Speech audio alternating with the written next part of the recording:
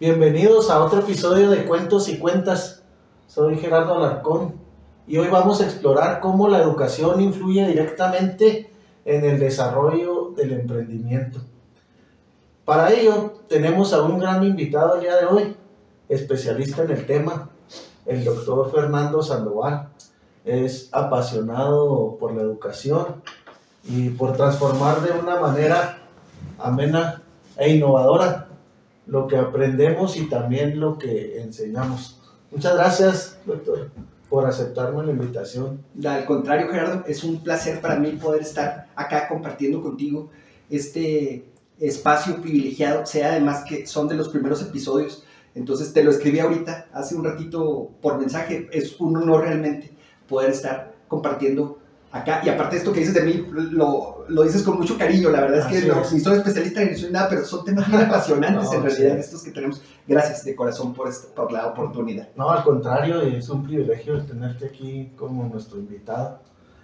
¿Sabían que muchas de las habilidades necesarias para emprender no se enseñan en las aulas tradicionales? Hoy hablaremos cómo podemos cambiar eso, qué se está haciendo para mejorarlo, cómo la educación puede convertirse en un motor para el éxito empresarial. Nuestro invitado, como él lo decía ahorita, el doctor Fernando Sandoval, cuenta con una amplia trayectoria en la investigación, en la práctica docente. Ha trabajado en amplios proyectos de competencias donde se desarrolla la creatividad y el liderazgo. Entonces, pues sin más preámbulo, le damos la bienvenida a nuestro invitado. Y antes que nada, pues quisiera preguntarte, Fer, ¿cómo ves la relación entre el sistema educativo actual y el desarrollo del emprendimiento? Ok, bueno, esta pregunta me va a llevar a hablar de un escenario que es apasionante para mí y además al que yo le debo mucho. Yo, Gerardo, provengo de una familia de básicamente puros profes. Mi mamá es maestra, mi papá es profe, mis abuelos hay maestros, tengo un montón de tíos profes, mi esposa es maestra. Y te digo, voy a hablar un poco mal, pero bueno, con una explicación. Antes de empezar a hablar mal y para responder a la pregunta, para mí es importante partir de la idea de lo que es la escuela, sobre todo la escuela pública. Tú lo sabes, las escuelas como las vivimos hoy en día tienen su origen en la emergencia de los sistemas educativos nacionales, finales del siglo XIX, principios del XX, donde se crea esta maravilla que son las escuelas, ¿no? Piénsalo, es un espacio donde yo, papá, puedo dejar a mi hija Mariana, mi hija de 6 años, sin pagar ni un 5 con sus asegúnes, pues, pero en lo general es una oferta gratuita, a que conviva con otros niños, que esté en manos de especialistas. Es una verdadera maravilla de los tiempos que nos tocó vivir, la educación, sobre todo la pública. Piénsalo, en otros momentos del desarrollo de nuestras civilizaciones no existía esto, ¿no? Las ofertas educativas eran verdaderamente para privilegiados. Totalmente, efectivamente, muy dirigidas a tal cual, ¿no? A sectores muy, muy privilegiados. Y ahorita en realidades nacionales tan demandadas como la nuestra, la mayor parte de nuestros niños, de nuestras niñas, con sus broncas, como tú quieras, están en la escuela pública. Es una verdadera bendición el servicio educativo, repito, sobre todo público. Sin embargo, y aquí es donde te digo que voy a empezar a hablar mal, tiene muchos asegúnes, ¿no? Las escuelas son de los espacios, por una serie de razones estructurales, culturales, económicas, políticas, sin duda, que son más difíciles de modificarse en términos curriculares, en términos de composición de la experiencia, de lo que viven los niños y las niñas y sus maestros en la jornada escolar. Están muy diseñadas para lo contrario, ¿no? Para ponernos reacios a los cambios. Y por ello es tan interesante reflexionar sobre estos temas como el del podcast que tú conduces con tanta sabiduría. Hay una serie de asuntos que son bien necesarios para la vida cotidiana, no nada más de los niños, sino para los adultos en los que se van convirtiendo estos niños y que están ausentes del currículo, de la experiencia educativa, de todos los años y años que pasamos en nuestra experiencia como estudiantes. Hay cosas que deberían estar y que no lo están. Eso me lleva a preguntarte, ¿qué consideras que actualmente esté funcionando? Porque si bien es cierto, pues ahorita lo mencionabas, esta escuela pública a personas como yo, pues nos llevaron a tener un nivel social mejor, Claro. pero sin embargo este tipo de carencias pues no nos podemos tapar los ojos y cegarnos. Sí. ¿Qué consideras que esté funcionando y qué se podría mejorar? Sí, cómo no. Mira, nosotros tenemos ya algunos años, se vuelve una lagartija muy apedreada en estos asuntos. Hace ya alrededor de unos 15 años empezamos a preguntarnos, más tiempo, unos 20, 25 años, esta situación, es decir, esta realidad que tenemos en la escuela pública, que sí funciona, con el propósito sobre todo de replicar esos elementos que sí funcionan en otras dimensiones. De la mano de un colega que ya dejó este mundo, se fue hace poco en realidad, el doctor Armando Loera, nos tocó involucrarnos bien chavos en un proyecto de investigación que se llama Escuelas Buenas en Zonas Marginadas. Te cuento rápido. Básicamente el proyecto de investigación consistió en identificar en zonas de alta marginalidad las escuelas que la gente decía que era buena. Por ejemplo, aquí en Cuauhtémoc, ¿no? Hay ciertas primarias, ciertas preescolares, ciertas secundarias. Con mucha demanda. Mucha demanda y que tienen fama de que es buena esa escuela. Ajá. Entonces nosotros nos acercamos a esas escuelas y veíamos qué es lo que la hacía bueno. Entonces ya con el paso del tiempo, lo que nosotros hemos aprendido es que la diferencia entre una buena escuela y una mala escuela no la hace el director, o si tiene computadoras, o si incluso si hay un nivel alto socioeconómico o bajo de las familias. La diferencia la hace el profe. Si el profe es bueno, la escuela va a ser buena. Independientemente de si el niño va incluso desayunado o no, si tienen acceso a ciertos insumos. Si el profe es bueno, y hay toda una conceptualización con respecto a qué es un profe bueno, el profe es lo que hace la diferencia. Entonces, respondiendo a la pregunta, sin duda, lo que es mejor en nuestras escuelas son los profes. Tenemos, no me cuento yo entre ellos, pero hay maestros por supuesto que sí, que son excepcionales. El maestro hace la diferencia entre una escuela buena o mala, incluso si el director es bueno o malo, si hay problemas en casa, que desafortunadamente tú y yo lo hemos platicado innumerables veces con café o caguama en mano. El profe es lo que hace la diferencia. Esto me lleva a una reflexión que manifiestas en uno de tus libros, que el profe es el protagonista central de la educación.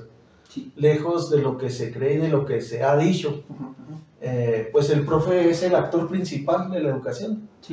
Sí, eso es una idea debatida también a lo largo de los años, porque normalmente se plantea, ocurre esto, hay una serie de, digamos, miradores para poderse aproximar a la realidad educativa. Hoy en día, desde la administración federal pasada, se plantea que el protagonista central de los procesos educativos debe ser la comunidad. Pues con el nuevo sistema de educación. Exacto, la nueva escuela mexicana. La nueva escuela mexicana. De hecho, en los documentos fundacionales de la nueva escuela mexicana se plantea este tema, ¿no? Que por razones políticas y estructurales, históricamente ha habido una desigualdad impulsada desde proyectos de nación anteriores. Entonces, dice la administración federal de Andrés Manuel y ahora la de Claudia. El propósito de la nueva escuela mexicana tiene que ser poner la comunidad al centro. Anteriormente ha habido otros proyectos. Por ejemplo, en los 90 se decía, lo que hace el cambio es el currículo, el plan de estudios. En otros momentos se ha dicho que es el niño, el directivo, etc. Menos el profe. Menos el profe, exacto. Y nosotros planteamos esta visión. Nosotros creemos que el que hace la escuela es el profe. Naturalmente, ¿no? El niño es quien recibe, o el joven es quien recibe el servicio educativo, pero el profesor es el protagonista real de la escuela, porque es quien tiene la capacidad de decisión, es el adulto en la habitación, en las aulas, es el que hace o no la diferencia. Entonces, por eso para nosotros el elemento central de lo que ocurre en las escuelas es el profesor. Y esto tiene una serie de desdoblamientos impresionantes, ¿no? Porque, como platicábamos hace un ratito, normalmente, a pesar de ser quien hace la magia en las aulas, es históricamente ignorado, ¿no?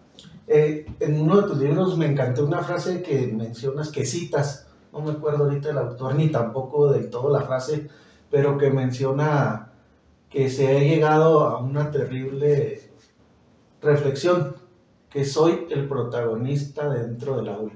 Así sí. ¿Puedo hacer la vida del alumno infeliz? Sí. ¿O puedo ser inspiración? Algo así dice la frase. Sí, ¿cómo no? Luego de que la leí, después de que leí tu libro, me inspiró mucho esta frase. y trato de implementarla yo al momento de estar impartiendo mis clases, porque comparto tu idea que el profe pues debería ser el protagonista central y el que verdaderamente impulse el cambio en la educación. Sí, sin duda. Es una frase, si no recuerdo mal, de un autor español que se llama Miguel Ángel Santos Guerra. Por cierto, es un señor, debe tener Santos Guerra unos 80 y tantos años, todos los días escribe un blog. Ay, es un ejemplo de chamba, más allá de lo de profe. Y Santos Guerra tiene un libro que se llama Entre Bastidores, el lado oculto de la organización escolar, así es el nombre completo del libro. Y plantea esto, plantea que los maestros somos como un actor, de hecho por eso se llama Entre Bastidores el libro, porque hace la comparación con el teatro, ¿no? Y dice, los maestros, literal, cuando te pones frente al grupo, estás actuando un papel, y dice Santos Guerra, este papel, uno como persona, más allá de como profe, decides las características, no puede ser el profesor regañón, siéntese bien, por favor, o bien el profesor buena onda, ¿no? Pero todo se resume en esta frase que tú recuerdas con precisión. Todos estos elementos le pegan al alumno. Lo que vivimos en la escuela no es más que una experiencia interaccional. Todo lo que ocurre en el salón de clases es eso, ¿no? Es un ejercicio de relaciones interpersonales, en donde el chavo está a la expectativa de por dónde viene la pichada con el maestro, y uno tiene ese poder. Y aquí recordamos otras aportaciones, ¿no? Como Michel Foucault, que decía que toda interacción humana, toda interacción es en el fondo una interacción micropolítica. Entonces, todo ello está presente en el caldero cotidiano de lo que ocurre en las escuelas, ¿no? La dimensión humana de los profesores no podemos dejar de ser seres humanos, ¿no? Nuestra naturaleza está presente. Ahí, ¿no? Si yo traigo broncas con mi pareja, se va a hacer presente en cómo yo vivo mi trabajo en la escuela. Si traigo dinero en la bolsa, se va a hacer presente. Si no, también somos seres humanos, ¿no? Por eso es tan apasionante lo que ocurre en las escuelas. Incluso en una de las clases que nos impartías dentro de la maestría mencionabas algo que también me resuena mucho en la cabeza, que la escuela como espacio físico tiene que ser un lugar donde todo el mundo estemos felices. Oh, sí.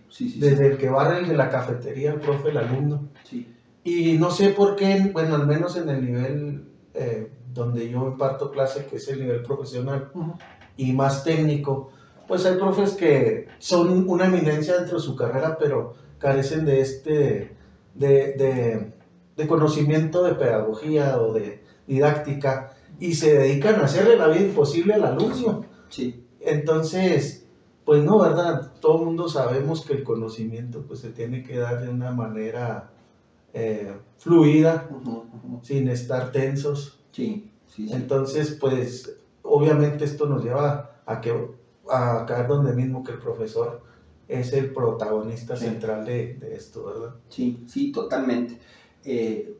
Iniciábamos la conversación diciendo eso, ¿no? Diciendo que la escuela es una bendición en nuestros tiempos.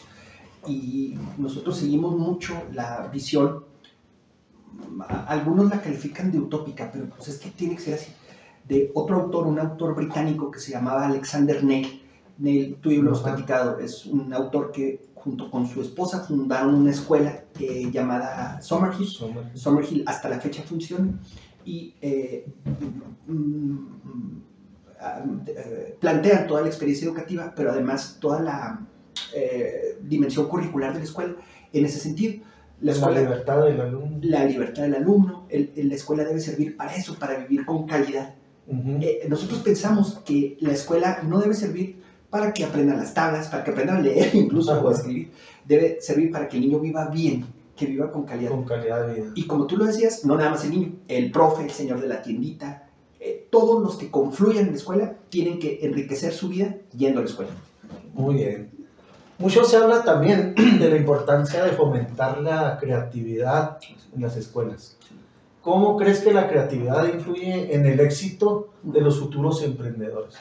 Sí, que es una gran pregunta esta, Gerardo. Los sistemas educativos hasta la fecha, a pesar de las reformas educativas que vivimos, incluso la reciente, están diseñadas para la homogeneidad, para la no creatividad. Porque te lo digo yo, que soy profe viejo, yo tengo casi 30 años en el GIS. Y siempre va a ser más fácil atender un grupo que sea más homogéneo, donde no haya el Gerardito que diga, ay, quiero hacer un podcast. Porque ese Gerardito te plantea más trabajo, te plantea más esfuerzo.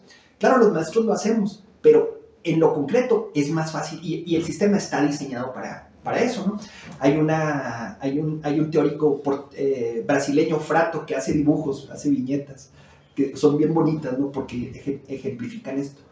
Pero contestando a la pregunta, la creatividad es fundamental. A lo mejor no en la experiencia educativa como tal, sino para lo que se viene después, ¿no? Es decir, los niños con más capacidad transgresora, con más pensamiento crítico, con más creatividad, tienen más capacidad de poder encontrar proyectos de vida que, como decíamos ahorita, enriquezcan la experiencia completa de vida. Es fundamental para la vida que se viene. Eso me lleva a cuestionarte ahora, ¿cuáles son esas habilidades o competencias que el futuro emprendedor debe desarrollar dentro de su formación académica? Sí, buenísima pregunta. Nosotros lo que hemos trabajado es un listado relacionado con ello, ¿no? En primer lugar, el pensamiento crítico. Por ejemplo, en la edad mía, voy a cumplir 50 años este año, nos decían, ok, usted, si es un adulto, respételo. El adulto tiende a tener la razón por el solo hecho de ser adulto. La posibilidad de criticar esas posiciones que son totalmente deterministas es fundamental, el pensamiento crítico. Enseñar a los niños, no porque sea adulto, o porque sea profe, o porque sea quien sea, tiene la razón. Exacto, ¿no? ¿Cómo la ves tú? En primer lugar. En segundo lugar, el pensamiento, lo que llama Ken Robinson el pensamiento divergente, ¿no? Robinson tiene un experimento bien interesante, un experimento clásico relacionado con este pensamiento, que tiene que ver con que se le entrega un clip a un niño. Creo que sí platicamos alguna vez de eso. Le decíamos, a ver, aquí está un clip. ¿Cuántos usos puede tener este clip? Entonces ya la gente empieza a hacer su listado, ¿no? Bueno, pues puedes abrir una puerta, usarla de colgador, etcétera, etcétera, etcétera. De picadientes. ¿No? De picadientes, claro. Pero lo que hace falta en la escuela es ir más allá, ¿no? Por ejemplo, el niño puede preguntar, ok, ¿el clip puede ser de goma? ¿O el clip puede ser de medir 20 metros de alto? ¿O el clip puede ser, etcétera, etcétera? De forma de mariposa. De forma de mariposa, exactamente. Porque ahí se cambia totalmente la cosa, ¿no? El clip puede volar. Ese pensamiento, desafortunadamente, hoy en día se desincentiva en muchas experiencias escolares y tiene que ir la cosa en el sentido contrario, ¿no? Pensar más allá de la caja, dicen los gringos, ¿no? Out of the box. O dejar más preguntas que respuestas. Exacto. Totalmente, ¿no? En la escuela, desafortunadamente, es un ámbito en donde vivimos en el reino de la única respuesta. Ajá. Y tú y yo lo sabemos, el mundo es todo lo contrario, ¿no? Vivimos en el mundo de la incertidumbre. Así es. Y además, cosas que se han criticado desde hace ya tiempo, ¿no? Por ejemplo, la ausencia de una verdadera educación financiera desde la educación inicial.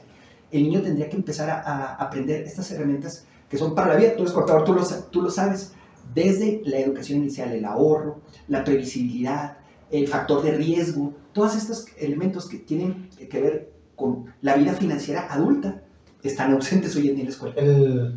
Incluso la inteligencia emocional que tanta falta nos hace, ¿no? Sí, igual, ¿no? Eso es un tema que ha estado presente. El tema de la educación emocional se puso de moda, ¿no? Desde finales de los 90, cuando conocimos los libros de Goleman, de todos estos autores gringos, ¿no? Que hablan del tema, pero que a la hora de la hora en la escuela siguen muy, muy ausentes, ¿no? El manejo de la frustración, el manejo de la ira, la contención emocional, eso. El pensamiento lógico. El pensamiento lógico, claro. Todo ello, desafortunadamente, todavía está a la espera de consolidarse. Deja tú en la parte curricular, sino en la experiencia cotidiana, ¿no? El niño que se pelea en la escuela. No se peleen, usted váyase para allá, Gerardo, y usted, Héctor, váyase para allá. Esa es la experiencia emocional, pero no hay una reflexión real del asunto, ¿no? Eso, pues, era precisamente la siguiente pregunta que quería plantearte. Siendo honestos, ¿crees que estas habilidades se desarrollan dentro de las aulas y sobre todo en la educación de gobierno? Creo que la respuesta a bote pronto es no. Hay una ausencia relacionada con ello. Pero hay una serie de explicaciones. Muchas de estas habilidades sí deberían fortalecerse en la escuela, pero deberían impulsarse desde la casa. Y creo que hay un toma y daca en ese sentido, ¿no? Los maestros podemos decir, no, es que eso no me toca a mí, eso se lo enseña el papá. de ida y vuelta, ¿no?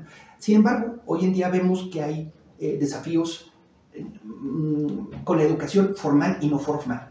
Por ejemplo, observamos cómo en muchos casos la experiencia de crecimiento de los niños y de los jóvenes es cada vez más solitaria, más asociada a su vida digital, a su vida en línea. Nomás se la pasan pegados en el teléfono. En el teléfono, sí, sí. Sobre todo en contextos como el de nosotros, ¿no? Cuauhtémoc es un municipio muy joven. Cuauhtémoc, la edad promedio es 25 años. En realidad no es tan joven como otros municipios. Cuauhtémoc es un municipio que paulatinamente va envejeciendo. Pero piénsalo, de los 200,000, 250,000 personas que vivimos aquí, la mitad tienen 25 años o menos de edad. ¿Cuántos de ellos están viviendo en situación de soledad, en situación cada vez menos gregaria? Y hay menos oportunidades para poder aprender este tipo de competencias, de habilidades, que tú y yo lo sabemos, muchas veces se aprenden en la interacción con la persona, ¿sí? Así es. ¿Podrías compartirnos un ejemplo de que estos programas sí se hayan llevado a cabo? Sí, sí, sí. ¿Cómo no?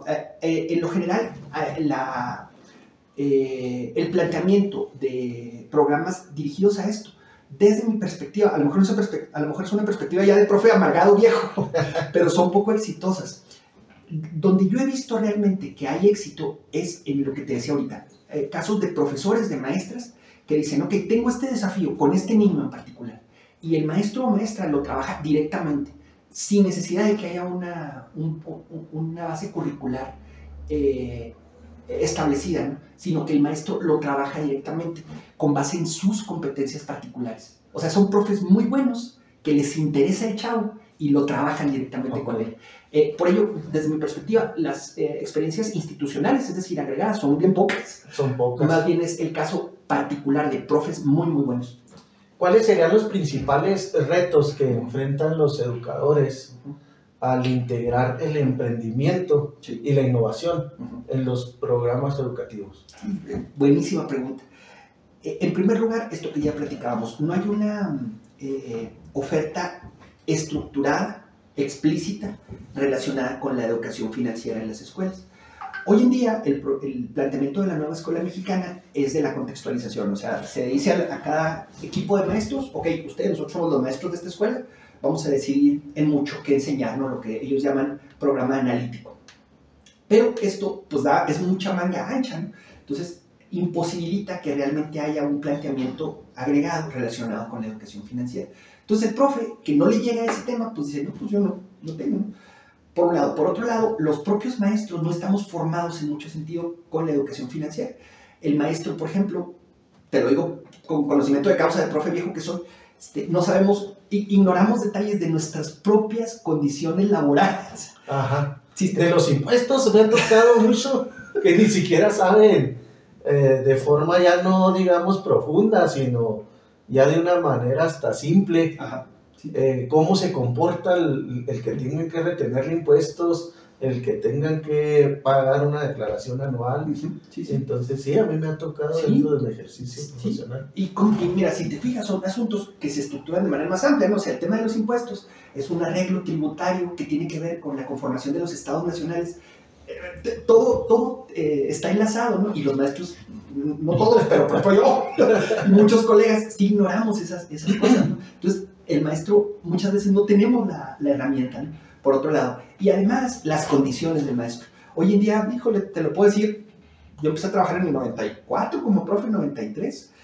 Hoy en día, las condiciones laborales de los profesores, híjole, son cada vez más desafiantes. Ese es otro tema. Sí. Yo creo que nos daría para otro episodio más. Sin duda. Sí, cómo, pues, el gobierno no le ha dado la importancia que revisten los profesores en sus condiciones laborales. Sí, totalmente. Ahí, híjole, como bien dices tú, esto es para otro podcast, ¿no? Pero bueno, estamos muy lejos de la fundación de la profesión en términos identitarios en los 20, ¿no? Con la visión vasconceliana del maestro mexicano evangelizador. Hoy en día hay una crisis. Emancipador, claro. Hoy en día hay una crisis identitaria, no hay claridad con respecto a qué significa ser maestro en México. Y además el debilitamiento del sindicato, estoy hablando en particular del Sindicato Nacional de Trabajadores de la Educación, la ingeniería financiera que se ha dirigido en contra de las condiciones laborales de los maestros en los últimos 20 años. Es un tema, ¿no? Hay mucha tela de cortar en ese sentido. Hay otro tipo de educación, digámoslo así, que no es la formal, es la educación continua. Sí. ¿Qué importancia tiene, para tu parecer, este tipo de educación para el éxito del emprendimiento? Fundamental. Tú y yo hace años platicábamos acerca de un libro de un chileno que se llama Cristóbal Cobo. Es un libro que escribió a 4 manos con un norteamericano, John Moravec, y el libro se llama El aprendizaje invisible. Y tiene que ver con esto, ¿no? Con la educación continua, no formal, autodirigida, tiene que ver con autodidacta, tiene que ver con esto que tú decías de, canijo, tengo que pagar impuestos, voy a buscar un tutorial en YouTube o en TikTok relacionado con esto, o tengo que emprender, ok, voy a buscar cómo fundar una, o buscar la diferencia entre una SC, una AC, etcétera, etcétera, en TikTok. Hoy en día, todo el mundo recurrimos con más facilidad a esto. Sobre todo con lo que ocurrió hace 2 años y medio con la emergencia de las inteligencias artificiales, ¿no? Sobre todo con ChatGPT. Hace 15 días, en una entrevista con Bill Gates, le preguntaban cómo veía él el tema educativo en los próximos 10, 15 y 20 años. Y Gates decía, en los próximos 20 años vamos a ver la cancelación de la experiencia docente. No va a haber más docentes porque no van a ser necesarios. Y wow, nos voló la cabeza porque decíamos, bueno, ¿qué tan cierto puede ser esto? ¿No? Lo dice Bill Gates. Pero volvemos a lo mismo de la falacia, ¿no? No porque lo diga Bill Gates quiere decir que sea totalmente cierto. Que sea totalmente cierto, tienes toda la razón. Sin embargo, creo que la respuesta a la pregunta es fundamental. En los próximos años, y lo dice Cobo y Moravec en Aprendizaje Invisible, vamos a ver cada vez más el fortalecimiento de experiencias educativas no formales, como educación continua, autodirigidas. Y esto permite una curación más específica de lo que yo quiero aprender y el fortalecimiento de habilidades más específicas, ¿no? Imagina qué personajes estamos por ver que surgirán en los próximos años que digan, yo soy un emprendedor exitoso, soy un empresario con éxito y la mayor parte de lo que aprendí, lo aprendí yo solo a través del aprendizaje continuo, dialogando con ChatGPT, que ahora ya te lo permite, no puedes literal charlar con ChatGPT. Bueno, esto también nos lleva a otro de los retos que tiene el avance tecnológico, que a pesar de que nos da estas bondades, también pues no podemos negarnos de que gran parte de la información que se vierte pues es imprecisa o incierta. Sí. Y que esta educación formal no todo el mundo tiene una metodología correcta para llevarla a cabo. Sí. Eso, en tu opinión, ¿cómo se pudiera amalgamar o cómo las instituciones pudieran colaborar para que este aprendizaje no formal se pudiera dar? Sí. Bueno, hay debates bien interesantes al respecto. Por ejemplo, en lo que va del año, en 4 o 5 meses que llevamos de este 2025, hemos visto, no me acuerdo, pero son varias iniciativas dirigidas a la cancelación de la posibilidad de que los niños y profes traigamos los celulares en las escuelas.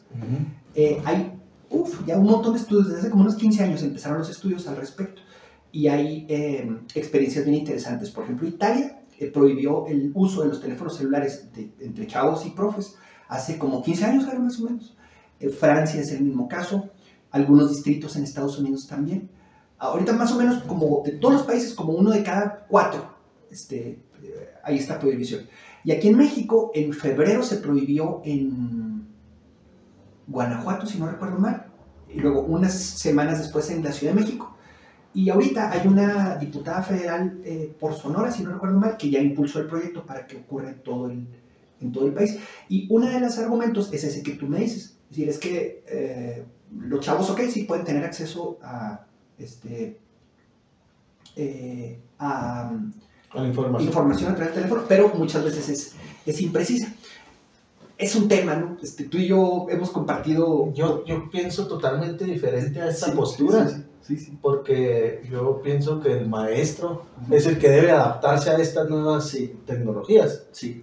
Y no andarle diciendo, no utilice ChatGPT porque va a ser trampa. Sí. Pues mejor, pues no sé, inculcarle al alumno que lo utilice porque para eso está. Exacto. Pero que lo utilice de una manera correcta. Exacto. que potencie su conocimiento. Exacto, sí, totalmente de acuerdo, ¿no? Utilizar estos recursos, incluso con esos desafíos que tú me dices, no, las impresiones y demás, es pararse en hombros de gigantes, ¿no? Sí, sí, por supuesto. Y te permite ver si lo que te está diciendo el profe es cierto, hacer consultas directas. Tú y yo hemos platicado muchas veces, la vida es de equilibrios. Entonces creo que tendremos que construir estos equilibrios que ineludiblemente nos van a alcanzar, ¿no? El chavo y el profe está usando ChatGPT y lo va a seguir usando. Sí, por supuesto.